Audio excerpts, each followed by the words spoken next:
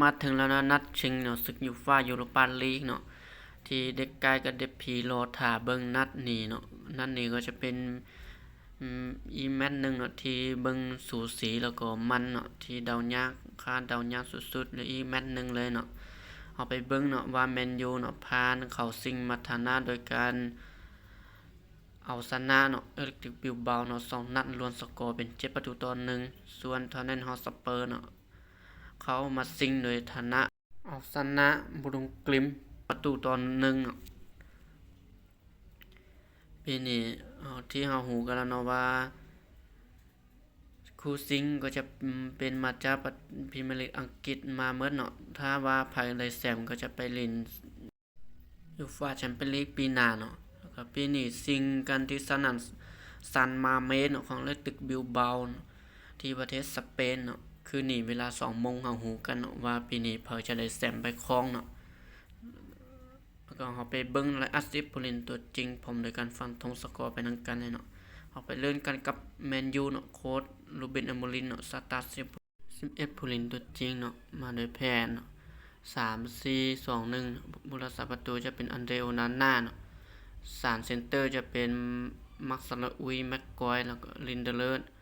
แล้วก็4มิดฟิลด์ตัวกลางจะวิงแบ็กขวาจะเป็นอามาดิอาโลเนาะวิงแบ็กซ้ายจะเป็นดอกกูกลางจะเป็นคาเซมิโลกูกาอูกาเต้เนาะแล้วก็กลางลูก2คนจะเป็นอาเลฮันโดกานาโชกับบรูโน่เฟร์นันเดสส่วนหน้าเป้าก็จะเป็นลามูสฮอยลุนเนาะสำหรับแมนยูไนเต็ดเนาะเกมนี้จะคาดสายงานเนาะผู้เล่นตัวจริง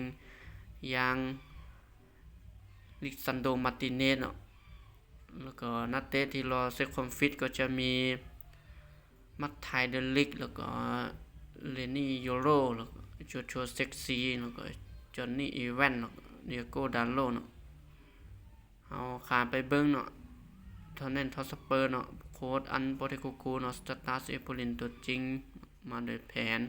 4-3-3 เนาะผู้รักษาประตูจะเป็นนิคาริโอเนาะแบ็คขวาจะเป็นเปโรปาโรเนาะแบ็คซ้ายจะเป็นอุดุกีแล้วก็คริสเตียนโรเมโรแล้วก็ฟันเดอร์เฟนเป็นคู่เซนเตอร์เอาไปเบิ่ง3มิดฟิลด์ตัวกลางจะเป็นพีเอ็นซาร์แล้วก็บิ๊กซูมาเบตันกรูเนาะเอาไปเบิ่ง3แนวลุกเนาะบิ๊กซ้ายจะเป็นซอนเฮอร์มินปีกขวาจะเป็น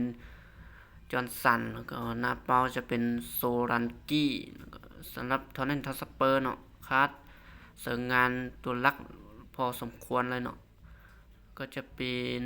มีเนาะเบิร์ดวาวเนาะก็จะมีดากูซินก็มี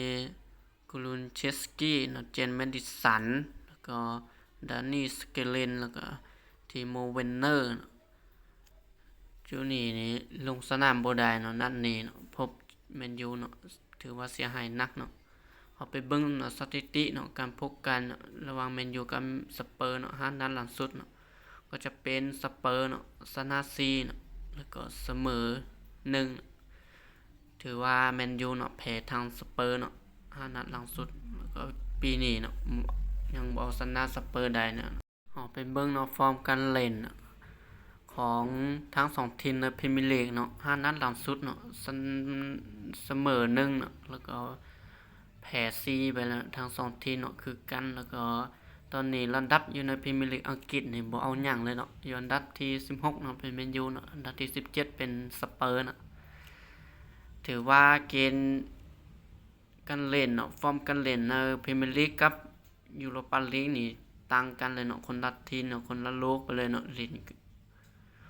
ยูโรปาลีกนี่ลินโคดีเนาะส่วนลินกับพรีเมียร์ลีกอังกฤษนี่ทีมน้อยทีมเยอะก็สะดุดแพ้ไปหมดเนาะสำหรับนัดซิงปีนี้เนาะคอยฟันธงสกอร์ว่าเนาะเสมอกันในเกณฑ์90นาทีเนาะ2-2เนาะต่อเวลาพิเศษเนาะดวลจุดโทษเนาะ50-50เนาะเพิ่มแมนกลัวก็จะได้แชมป์ไปครองเนาะแล้วก็นี้เป็นโทฟี่เนาะที่ปลอบใจแฟนๆในฤดูกาลนี้เนาะที่พรีเมียร์ลีกบ่เอาหยังเลยเนาะทีมดาวเนาะได้แชมป์ไปเนาะก็จะได้10ไปลินเนาะยูฟ่าแชมเปี้ยนลีกแล้วก็ปีหน้ามาเล่นพรีเมียร์ลีกเอากันไหมเนาะเกิดตกสันไปเนาะปีนี้แล้วก็คลิปนี้เนาะจบเพียงเท่านี้เนาะแล้วก็ การฟันธงสกอร์นี้เนาะเป็นคนคิดส่วนตัวเนาะหมู่เพื่อนหมดทุกคนเนาะสามารถทายผลสกอร์ไว้ในคลิปนี้ได้เนาะแล้วก็ไปลุ้นนำกันเนาะเวลา 2 โมงเนาะคืนนี้ว่าไผจะคว้าแชมป์ไปเนาะปีนี้เนาะแล้วก็คลิปนี้จบเพียงเท่านี้แล้วเฮาไว้เจอกันเนาะคลิปหลังเกมมื้ออื่นเช้าเนาะไว้เจอกันคลิปต่อไป